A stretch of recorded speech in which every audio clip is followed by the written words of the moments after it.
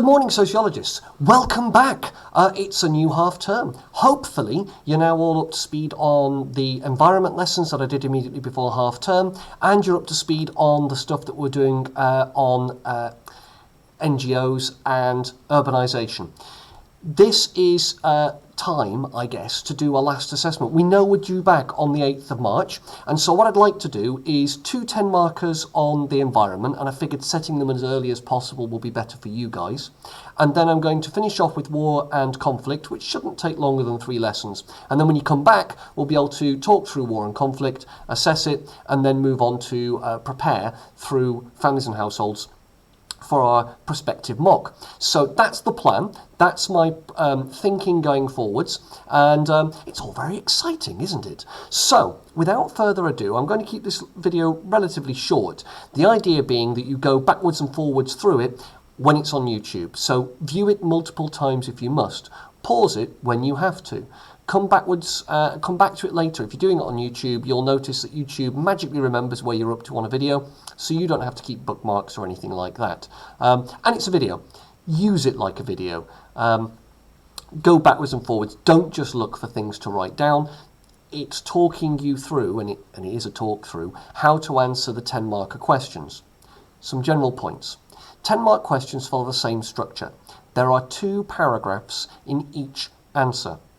Each paragraph follows an eerily similar structure. It's the peel, with the extra E if you want it.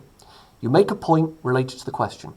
You explain that point, and you illustrate that explanation with an example. Ideally, a real-world example or a study or both. And then you link that explanation back to the question in order to round it out and make sure that it makes sense. Otherwise, you're just explaining things without linking them back to what you've been asked. The extra E, the evaluation, usually means putting a counterpoint with a counter-example. A counterpoint on its own isn't good enough. You need that extra illustrative example. There are no marks for the extra evaluation in the first 10 marker. And strictly speaking, you don't need them in the second 10 marker either, though as you'll know from Mr. Cuthbert, it is good practice to put them there. Why then do you do them? They are preparation, getting your brain trained for working with the 20 mark question that finishes off and rounds out the section of the paper, because you need the evaluations there. So getting used to doing it and getting used to thinking in that, and each paragraph having its own evaluation, is a very, very powerful tool. And looking forwards to university, it's the sort of thing, the sort of skill that will really burnish your credentials and really make you good when you get there and prepare you for that. So whilst you don't need it, it's good practice to practice it, because this is what we're about now. We're preparing you for university. I'm relatively certain I can back up whatever grade I've decided for you, provided you, the more evidence the better. If you can prove that you're better than the grade that I've decided, that would be awesome. I'd love that. But don't worry if this doesn't work. See it as an opportunity to try new things. All of which brings me to the 2 questions. You will have found a Word document attached to the task that I put up today, and you'll find these 2 questions on it. In an exam situation, were this being timed, you would be expected to spend about half an hour answering these 2 questions. So if you want to time it, you can. You don't have to, but it's good practice if you want to, knowing that there are mocks coming up and this idea of some kind of end of unit test. It's a good idea if you feel confident. If you don't do it.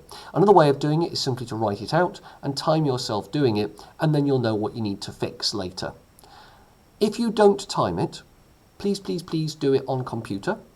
If you do time it and do it by hand, take a picture and submit that picture. Make sure it's legible first. You can zoom in on your phone and attach that to Show My Homework, or if you prefer, email it to me. I prefer Show My Homework, but I will get round to both. I might need reminding about the emails though. Anyway, the questions. Question 16 says, and it's a relatively simple question, outline and explain 2 ways in which the process of development may affect the environment. And I'm rather hoping that this is simple. You could pick 2 points from that PowerPoint that I went through, the one with the green boxes, and you could relatively easily say, well, it affects tourism, or tourism affects the environment in the following way, or urbanisation affects the environment in the following way, industrialisation affects the environment in the following way, factories affect the environment in the following way, and so on and so forth. Any process of development, anything that improves the economic standing of a nation or an area and how that affects the environment. You'll notice it doesn't differentiate between less economically developed countries and more economically developed countries. You can use examples from anywhere. You could use a coal mine that's been passed for being built in Cumbria, for example, in the UK. Those are your real-world examples. You won't find many studies, and that's okay. Most of the examples here are real-world examples. Be as specific as you can. You should have a few, because we talked about things like acid rain, we talked about things like globalization, there's another one. We talked about things, another process of development, we talked about various things in that lesson. So go back to those videos if you need to and steal the examples that I provided. You can look up your own, some people have been doing this very effectively, but steal the ones I've given you, that's why I give you them. Question 17 involves an item, which means you have to use it. But note how the item is written. It says industrialisation involves a shift from agriculture to large-scale, capital-intensive production of goods in factories. It changes the types of things that people consume and how much they consume. It's talking mainly about the switch from agriculture to urbanisation. It's talking about the switch from seasonal foods to non-seasonal foods. The idea that you can buy tomatoes any time of the year, or strawberries any time of the year, or leeks any time of the year. Basically, we can buy food whenever we want to, and whatever food we wish. It changes when you can get your food, the types of things that people consume. It also changes how much people consume. You can talk about food waste, you can talk about waste in general, you can talk about how cities are kind of a black hole and suck everything into them through industrialisation. Industrialisation, it says, may affect the environment in a number of ways. Sure, in the production of resources, intensive farming versus non-intensive farming, and you remember the pictures when I showed you them in Neo-Malthusianism of those monocultures and large fields getting in the way of biodiversity. You remember the litter on the surfing photograph. This is going back a ways. And also on the lessons more recently, you could look at the things like acid rain. You could look at things like human waste. You could look at things like the destruction of Everest, the tragedy of the commons, and so on and so forth. All of those are valid examples. You only need 2, 4 if you've got counter examples or examples that burnish your point and push it further forwards. So you only need 4 things, and I think I just mentioned 5. Or at least where to find 5. I don't think I mentioned the examples directly. It says applying a material from item K, so you've got to focus on those points. Analyse 2 ways in which industrialisation may affect the environment. Now you'll notice that in both of these cases the process of development is more broad and includes urbanisation. And industrialisation, these are 2 separate topics to the environment. And you'll notice that when I went through the environment, I linked it to both of these things. Not directly, but it was definitely there. The idea being that in an essay, neither of these would come under the heading environment. One comes under the heading of urbanisation and industrialisation, and the other one solely comes under the heading of industrialisation when it comes to a topic. The effects they have, I've tried to group together so that you can then split them back up depending on what you're being asked. In this case, they're very, very similar, and I'm not entirely certain that they can ask a separate question on the environment. You'll notice these are from 2 separate exams, and they are very similar in focus. It's almost as if they only have one sort of question they can ask about environment. Keep that in mind. These are the 2 questions. Hopefully, my little talk through has made sense. Remember, you make a point. So the point is the relation to the question. It's making a point about the question. So going back to that first question, you might say one way in which the process of development affects the environment is through urbanisation and the creation of cities. There we go, you've made a point. You then have to prove how that affects the environment. For example, in Mexico City, where the process of development is, in the words of Esteva and Austin, something tangible that you can touch, taste, see and smell. Development, they said, stinks. Because of, and then you explain why it stinks. So you might mention, I don't know, the use of water in the Coca-Cola plant there. Or you might mention the human waste that can't be dealt with in large urban centres. Or you might use a different example. You could use Kibera, the slum in Nairobi in Kenya, where people literally bag and throw their waste, and the regular problems that that brings. Or you might mention the collapse of buildings in India, or the litter in India. Do you see what I mean? Doesn't matter what you choose, provided you have a specific example to prove your point.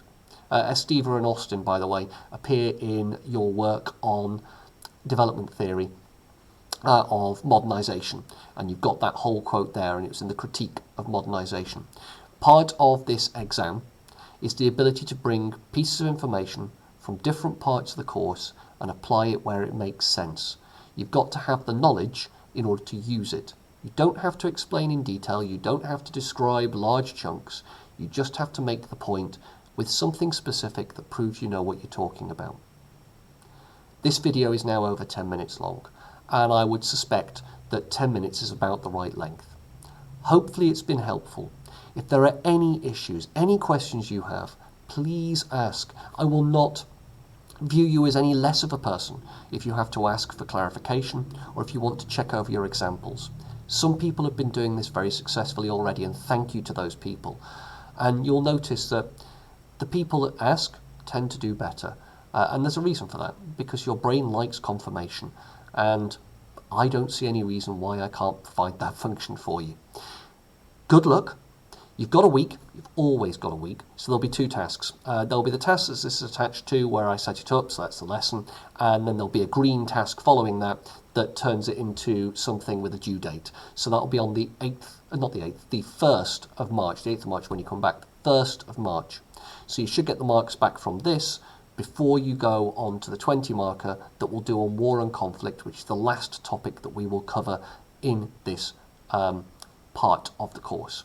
And then we'll revise when you return, having done that assessment, we'll revise when you return for families and households, ready for the mock when they occur. Have a lovely day, Year 13. Welcome back, and I'll see you in the next video.